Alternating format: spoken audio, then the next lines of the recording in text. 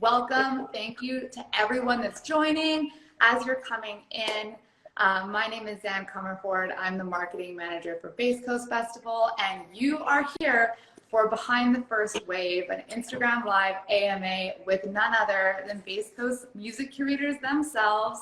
We have Andrea Graham, aka the Librarian, and of course, celebrated producer and DJ Max Ulis. So I know the whole team is so excited to spend this time diving into the first wave and taking your questions so that you can know the most about which artists you won't want to miss this summer at the 15th edition of the festival in Merritt.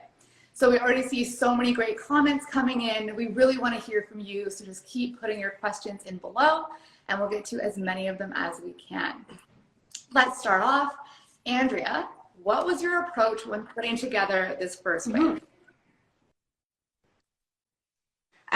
Well, that's a great question. So we try and consider a number of factors. We want to make sure that there's a variety of genres represented on the first wave lineup. We want to represent different sort of histories of music, whether they're newly emerging or like foundational in dance music. We like to have a variety of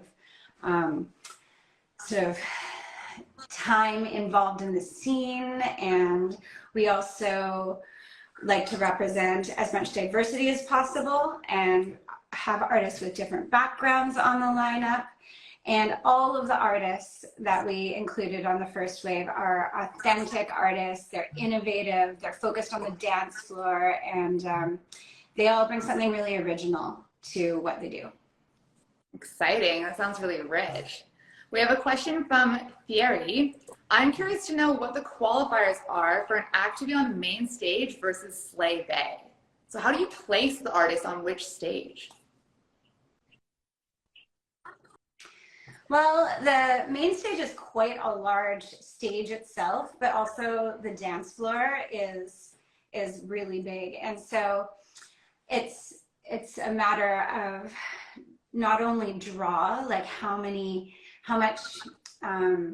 big is that artist profile, how many attendees are they going to bring to the dance floor, but also, is their stage presence large? Does it fill up the massive stage that they're on? Do they have the energy that's like projecting out? And so those are a couple of the factors we think about that sort of helps us allocate who's on each stage. Interesting. Well, and certain artists wouldn't work as Slay Bay. They're too big and no one would be able to move. It's that easy. Yeah. Important consideration. Max, who are you most excited for this year? Ooh, that's tough because there are so many. There's people that we've wanted for years that have only just been available this year. So I'm pretty excited about someone like Move D. We've been trying to book for literally years, but he has always been booked at another festival that usually happens at the exact same weekend, Bass Coast, but that festival isn't happening this year, and that's free rotation. So luckily we were able to get Mood D, and also Batu is another one who usually plays free rotation, who was also available this year. But the one I'm most excited about probably is Interplanetary Criminal, because Andrea and I have been talking about booking him and talking about how excited we are about his tracks for a couple of years now, and being able to host him for his Canadian, I believe it's his Canadian debut, and maybe even North American debut. I don't know if he's even played in the States before. It's pretty special, and if you get a chance to see any of the videos of his sets, it's always, I mean, the crowd goes, it's wild. It's magic. So that's going to be exciting. Yeah, I think you're not alone in that. I'd love to see some comments. Yes, if you're excited to see Interplanetary Criminal, yeah, it's going to be quite the spectacle. Okay, we have another question from Demo. What's the collaborative process like working with Boiler Room when it comes to selecting artists for those sets? Well, so in the past, we've always maintain sort of the curation aspect or approach to curation that we do for all the stages. And so the way we work together is our curation team will come up with a program, we'll pitch that to Boiler Room and see if that sort of is aligned with their goals, because sometimes some of the artists that we are hoping to put on there are just about to do a boiler room somewhere else or have just completed one. So we need to make sure that there's like a cohesive approach to programming boiler rooms. Let's go back right into this first wave. What genres can people expect to see? We could almost go through each artist and kind of describe what we think they are, because there's quite a few, and I know genres are hard because you can get really nerdy and you can get really broad with them. But let me just see, I'll pull up, kind of broke them into 2 different sections, like on the more houseier or 4/4 side of things. We've got Nicola Cruz, but that's also coming from like a cumbia background, but moving into a techno direction. Max, feel free to jump in here. We've got Ardalan. Like a floaty, beautiful, ish house kind of vibe. Interplanetary Triple, as we mentioned before, is kind of at the vanguard of what is the reemergence of garage, 2-speed garage, which is kind of like has kind of like disappeared, I would say, for quite a few years, and then it's kind of come back strong. Special Request plays everything from makes and plays everything from electro to jungle, but the last time I saw him play a complete jungle set, which was absolutely unbelievable. You want to jump in, Andrea, about Bianca Oblivion? Sure. Bianca Oblivion is like club music with like crossover to bass music, and we've got Closey, who has become known for her tropical side of bass music, but is definitely really broadening her variety over the years. And so I'm really excited to see what she brings this year, as she's expressed that she's interested in so many different genres, and that's like her new direction. So I think we're really happy to have her join the lineup. We've got Client 03, who is a mystery artist. Nobody really knows his identity, but his tracks have been secret weapons in my own sets for the last couple of years. I absolutely love his like electro, kind of breakbeat electro production. We've got Hamdi, who's really bringing back those original true dubstep sounds, but in a new form and fashion with like really excellent production. We've got Nala, who I saw at Dirty Bird. It's like sort of really interesting, fun party house music with some breaks as well. We got Gelcher Listwork, who's kind of like brought back that hip house vibe that was kind of around in the emergence of early house. He blends his own original vocals into like kind of a deep, sexy house sound. Batu is kind of like from the Hessel Audio and like his own label. What's his label's name, Andrea? Remember what it's called? It's too much pressure now to remember it. Yeah. Time. So very heady, broken, trippy. It's interesting because if you listen to his own productions, you might get this idea that he's quite like tame and like mellow, but when he DJs, he's a DJ. So he comes to move the dance floor. And yeah, we had him in Vancouver last year. We were lucky enough to have him, and it was one of my favorite sets of the whole year.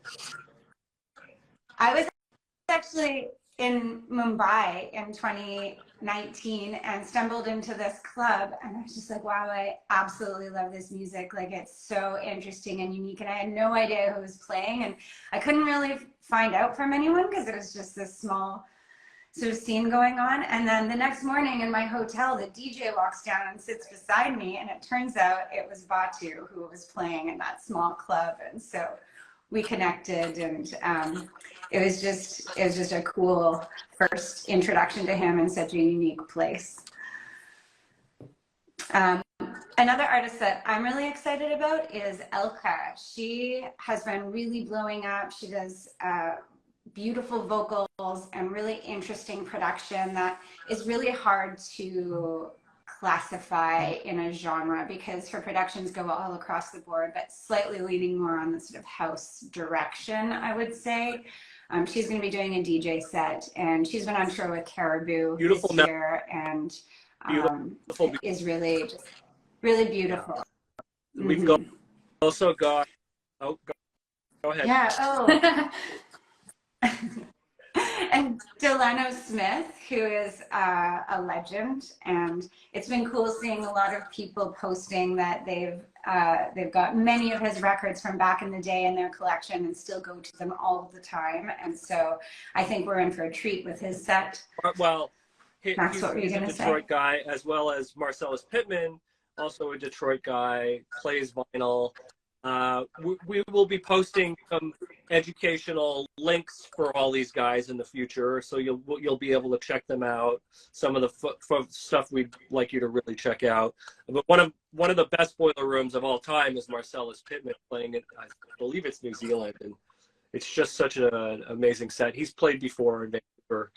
Lovely guy, plays wonderful music. Yusu, who is splits her time between China and Vancouver. She's been blowing up and playing all of the most important electronic music festivals in Europe, and we're very happy to be able to give her a feature slot here at Bass Coast. And then we have Sicaria back again this year. The new Sicaria, formerly Sicaria Sound. She absolutely delivered last year, which she has to offer again this year. One of the few returning artists. I mean, and then we have Ardalan come to make up his missed appearance last year. He unfortunately got COVID last year, but he will be playing a very similar extended afternoon slot at the Cantina this year. The plan. He's always yeah. That's a little sneak peek of where we're going to see some of these artists. So as far as little hints you could maybe drop, what might people be able to expect in the next wave? Little hint? Little secret giveaway? Maybe? Well, okay. It's not quite a hint on who, but we have over 20 more headliners to drop. So that is a lot. We've been saving some really fun and exciting names for round 2, plus over 80 what we call local, like more representing the Pacific Northwest artists, each who are strong in their own scene, their own city, who are doing unique things, and who a lot of the time have like the busiest and most exciting dance floors at the festival. And that will also comprise of people that are returning, but also there will be a number of people who are first time at Bass Coast, first time performers there. So we try and keep things evolving and moving and give opportunities to lots of new people. That is amazing. How do you all feel about 20 more headliners? Let's see some love in the comments for that. That was a mic drop if I ever heard one. Okay. So we've got Dad Botanist is just checking. Where can people find the jungle? I know you touched on it briefly, but just for those junglists out there, who should they look out for on this lineup? Oh, well, definitely special requests. Like, I don't know if anyone was at his 2018 set, but it was an education in jungle and hardcore. And he's one of my favorite jungle producers. And then, I mean, we do have the round 2 lineup coming still too, but on this lineup, there's a few people that cross over and play some jungle, but he's our like true drum and bass people for the first wave. Should not be afraid because there are drum and bass acts coming. We promise. Okay. Yes. Hopefully they all heard that. If you're just joining us, we are exploring the first wave lineup with Bass Coast music curation team, Andrea Graham and Max Ulis. We have so many great questions coming in. Metaflor asks, are there any genres you wish you saw more of, but find it challenging to find the right talent for, or especially when speaking about local talent? So is there any holes that you're finding kind of hard to fill when it comes to genres when you're booking? Drum and bass is challenging Local because talent. there is an enormous, important drum and bass festival happening in Europe the same weekend. So a lot of the people that wanted to book are just simply not available. And this happens every year for various genres. There are just, it is the busy time of the year for Europe and North America for festivals. And there are people that we've been for years and they're just haven't been available. Luckily, as we said, some of the ones that we've been wanting for years, including Nicola Cruz, were available this year. So it's a roll of the dice, but drum and bass has been particularly challenging, to be honest. And some of the live crossover acts, you know, we've had some in the past, like Little Sims, Nadia Rose. Those genres are very popular at the moment, and with just a short summer festival season, it's really competitive to attract those acts. And coming all the way to Canada from the UK is, for one weekend, can be a challenge. So we keep trying for certain acts, and we'll keep trying until hopefully one day we just get them. And it does seem to work out that way. Never goes. We don't give up. There will be another act coming from Africa. We're not going to let you know who, but they will wave. There is another house legend, North American house legend, who will be playing for sure. A closing slot really well, which is pretty rare for us, like a headliner to come play a closing slot. So that's pretty. Do we have any more hints that we can give away? Not really. I'm just looking here. It's hard to Giving- find that line. What's giving away too much? Actually, a couple Yes. big house names that are still coming. On And And really big big house- bass act bass that we music. are hoping to confirm in the next week or so that we'll be able to play well. Awesome. And some We anyway, could we can keep going on on that forever. trend. Well, More questions. maybe in a way to give a not hint, what's like a rundown of where all these artists are coming from?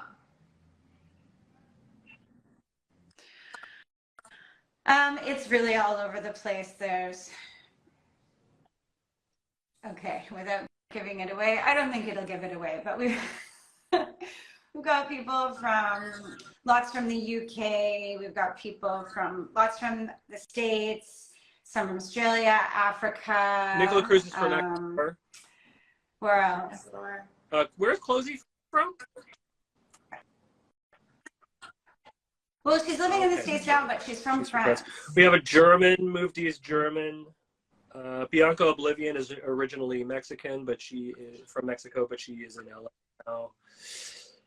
I feel like LA now. More German. Yeah, there's quite a few Nice. different geographic. Yeah, it sounds like an international roster. it is. So when you're curating this lineup, how far in advance do you start booking? This is a question from Binkless Lex. We've been starting we reached out on a few people in September, but we really start diving in October usually, although we are probably going to start on next year as soon as this lineup is fully released, just so that we can have a better chance at some of those elusive names that we try for year after year. Nice, I'll be getting them early. And then we have another question from Demo. What was it like curating the full run of the slow tempo stage for the first time last year? Any changes you want to make? Well, it was really fun, but we also had a lot of support from Michael Red, who sort of stepped aside because he had a really exciting project to work on. So he did share a bunch of ideas that have like planted the seed for the future. And last year, the move of location to slow tempo and the new structure for it was really successful, and it felt really cozy in there and warm, and it was mostly slow tempo, although some nights it kind of surprised us. turned into a raging dance party. So that was funny and interesting, but also really great. So we're excited to see where dance floor has a life of its own. We just want to clarify, Bianca Oblivions is actually from LA. Her parents are from Mexico. So we just wanted to pop that into the chat. Okay, well, that's good to know. No problem. Thanks for clarifying. So I've been playing Bianca Oblivion tracks in my sets for the last year, almost every time. So I'm very excited to see a full set from her. And you should check out her Keep Hush set on YouTube. It's super fun and very definitely high gives you a energy. taste of what we're in for. Mm-hmm. When you're choosing the lineup, both of you, what are the things you consider when you're looking at the whole world of artist book and your objectives? How do you make sure that you're hitting on all the most important features to you both? It's important to have a mixture of originality and people who represent the scene in our area, Pacific Northwest, and flow. Like, it's very important to us that each set flows seamlessly to the next, so nothing is too abrasive or jarring on the dance floor. We usually are successful at doing that. Some people surprise us once in a while, but that is the plan. Presenting something that not everybody else is doing is also very to us.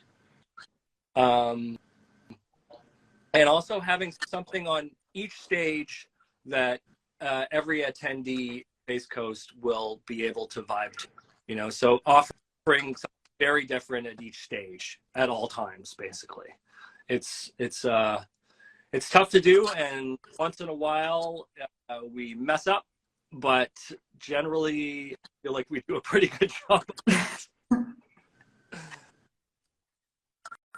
It's one of our biggest focuses, is to try and make sure that each stage has something different from the other. And so, you know, whatever mood you're in, you can go try and find it. Awesome. Keep those questions coming in the comments. This is your opportunity to ask the questions you've always wondered around music at Bass Coast, music curation at Bass Coast. Andrea and Max are here. You can push them for hints. You can get their favorite Bass Coast memories.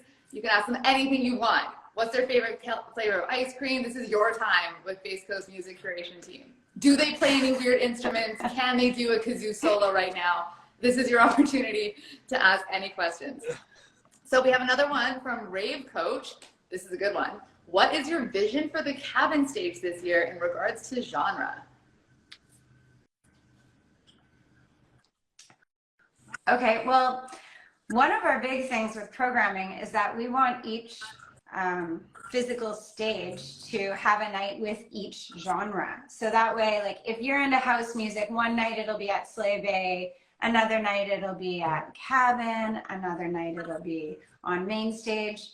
And that goes for all of the sort of overarching genres that we represent, because we want people to experience all the really cool environments that these stage teams create, and not everybody likes every genre of music. So by switching them around each night, it allows people to get a dance in on each dance floor. Awesome. Equal opportunity for all stages. Very important. Yeah. Open Yes. End asked, when booking and considering lineups on a festival platform, how important is having versatility in sound and energy as a performer, and why? It's incredibly important. It's very important. Don't have versatility. Probably it's very, you need to be able to adapt the situation. As a DJ, playing live is one thing. You're locked into it. You have to play the set that you came to play. But you know, if it's at midnight, you're probably looking at a crowd who's looking for a high energy set. But say 4 or 5 in the morning, you might be looking at a crowd that wants you to be held tenderly. Or you might be a crowd that's ready to keep going hard. So you kind of need to be able to be prepared for either of those situations. Yeah. Thanks, Open End. Great question. Such a big skill set. And big question from Emily Shepard Art. Is this a good year to go to your first Base Coast? Yeah. It is a really great year to go to your first Base Coast because, well, every year is a good year for it to be your first year because our community is really welcoming, really open-armed. We strive to be always sort of providing opportunities for people to connect. And so whether that's through an art installation that's interactive or on the dance floor or at some of the workshops, there are a lot of opportunities for you to get to know other people at Base Coast. And so for that reason, I've heard a lot of people say that they've come by themselves to the festival. They were nervous coming, but as soon as they got there, they were welcomed in. They met their neighbors in camp. They left with a whole community of people. And I think that's one of the really unique things about Base Coast. It is a community, but it's an open community. People can come join us, and everybody there is really nice. I would have to agree with that. The amount of smiley, happy people that I met last year that it was their first year, I was like, oh, wow, you have adapted very well considering. Yeah. 2 hours in, and they look like veterans. Yeah. People are very will be welcomed. From Garneau Music, Base Coast alum, when does the second lineup drop?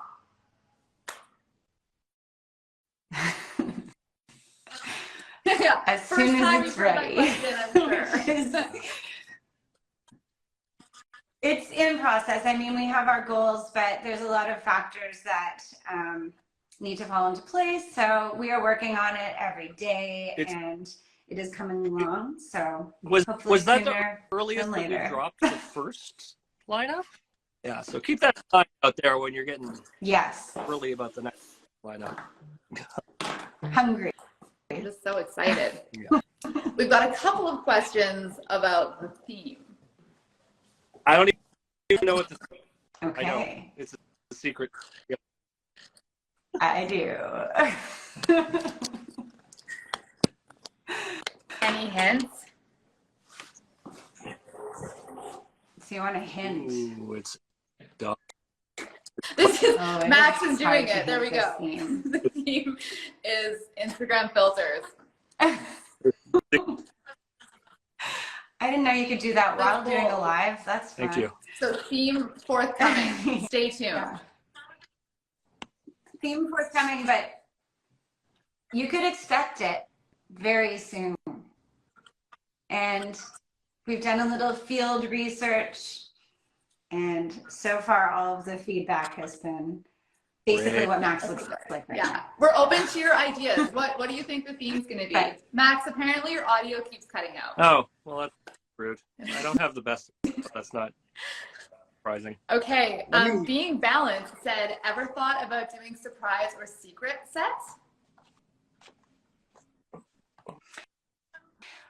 We have done one secret set before, and that was my sunrise one many years ago. And yeah, we haven't really done too many other ones, but it's definitely something we could consider. It's tricky. We really like people to get excited about each artist. Oh, there might be, but there is fun might to be have a a surprise surprise slow tempo set this year. We kind of discussed making that a surprise. So it's possible. It's possible. That's true. It's not impossible. I mean, that's a really nice thing about all the stages are really close. And so you can kind of let your ear guide you. Like if you feel like just wandering around and exploring something, then you can be drawn in by the sound and hopefully find this surprise set. I thought that was so interesting, Max. We asked you last year, like, what's your advice for planning out which sets to see? And even as a music curator that knows all of these hit lists, you were like, don't plan. Just let your ear guide you. Yeah, it's always disappointing if you plan. And being at something that exciting and being stuck to a schedule is not really the way to go. Also, you're not going to know how you feel in the moment. Just cruise around. You'll probably meet more people that way. Am I still cutting out, or are we doing okay now? And You're good now. Okay. I think another pointer that I have always thought about but actually followed myself last year was to stick around for a set, you know, give it a good chunk of time to really like settle in, because some of these artists are masters at telling a story. They're there for the long game. You've got to go in, feel the tension, let it build up, and then like it's going to take you on a journey. And so give them a chance to do that. Go there, people settle in, put get a lot lost of in the work vibe. into their sets. So if you're liking the beginning of a set, you should probably stick around because it's only going to get better. Very good advice. D. Dawn said, is there work coming globally into festivals within conceptions of 3D audio experiences within stage areas? We'd like to do that. Well, our Cantina stage last year, in a way, was 3D because it was, well, it was 360. Yeah. So kind of, you know, it was playing with location of sound source. You could surround the stage and have excellent quality sound. A little bit different from 3D in that it's going to move around you. But we have considered that for slow tempo stage.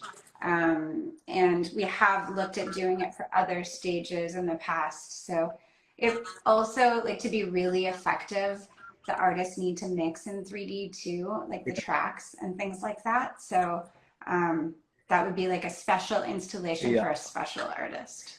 Very cool. Great question.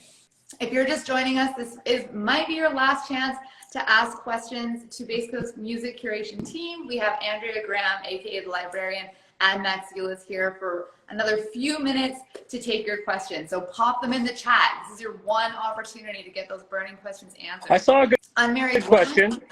Oh, I saw a good question. Someone asked if there was any other music festivals that have inspired Bass Coast. Unmarried woman. I think Andrea could answer that first, obviously, since she's began the festival. with her. Okay, well, I'm going to answer in two parts. Like at the very beginning, like the seed idea of Bass Coast was inspired when Liz and I were both living here in Whistler and Squamish, and we were traveling far and wide for festivals. But like at the time, Shambhala and Burning Man were heavily influential in us wanting to create a niche festival on the coast that involved both music and art installations and was participatory. And then not long after that, I started going to MUTEC, and Liz came to MUTEC as well, and Decibel Festival. And those, I also think, though they're not at all camping festivals, played a large role in influencing the music genres and styles, because they are deeply innovative. Or, I mean, Decibel is no longer, but MUTEC still is, and is still deeply innovative. And then since then, every single festival you go to, there's something that sparks an idea for Bass Coast. And I think that that's fun to always be inspired by people's art. I think Symbiosis did a really good job of also melding emerging music and art installations. And we are very sad that it is no more. Because it was very, very, yes, very all of us used to go. It was such an excellent Emergency festival. was a pretty amazing one in Oregon as well. Mm-hmm. And Lightning in a Bottle is also, like, it's a much larger scale, but they do an excellent job of environments and programming and a sense of humor and fun. We're so lucky. So many options. We've got another question from Diversified Culture. What are the strategies the curation team use to make sure they represent younger generation DJs as well as a variety of scenes throughout the Pacific Northwest? Well, I attend a lot of shows in Vancouver in smaller clubs where young up-and-comers are playing, and I definitely try and pay a lot of attention to what is happening, at least in the Vancouver area. And we are music collectors. So first and foremost, we love the art. We love DJing. So that involves a lot of digging, and digging reveals new talent. Yeah, and I tour all the time, and I'm constantly being exposed to new and amazing artists all on the road, and it is just always on our minds. Like, we are curious people. We are curious about new sounds and new scenes, and we always want there to be new talent. And it's really challenging because there's also favorites, and so that have been sort of staples, and so we do our best to rotate some of the staples and provide opportunity for new people to come on. But our headliners are almost always new each year, and then there will be maybe like 5% of them that'll be. It is very challenging because as the festival's grown, there's also more headliners than ever. So being able to fit as many locals onto the lineup it's becoming more and more challenging. I mean, it's a good problem to have in a way, because we're able to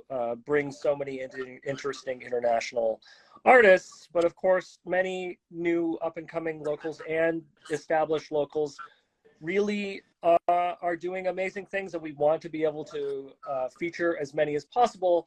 But in the end, we never are able to put as many people on the lineup as we would like. So please be kind to us. We're trying. Yeah.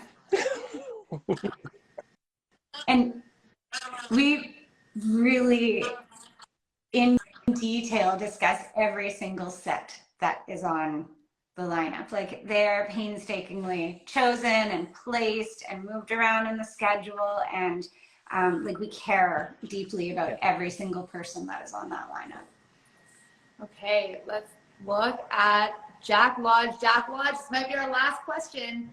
So I have a question about starting a festival. So the scale of Bass Coast, how did it begin? Was it a small renegade with humble beginnings? And how did you find such exponential development? That's a good question. Our very first festival, before it was titled Bass Coast, was a renegade festival, and it was called Festival Schmestival. And it was basically just a bunch of friends out in the woods, and everyone came and donated their time and skills, and anyone who came donated some money to put towards the sound rental. And you know, that is what a lot of people do out in the woods or wherever you live, like in a warehouse or whatever the venue. It's friends coming together, sharing your skills, having fun. But doing that really just gave us the spark to want to do it officially. And so we started out our first year where we decided, if we're going to do this, we're going to do it properly and go through all the formal ways of permitting and everything as soon as it became Bass Coast, because we knew right away that we were in it for the long haul. And so the first year was very small. It was 450 people. It was really challenging because we had a steep learning curve, and we were funding it ourselves, and you know, that didn't go great the first year. But we decided that it would just be totally lost if we didn't do it again. So that was a risky year too, but we learned a lot, and we tried to improve, and the attendance doubled.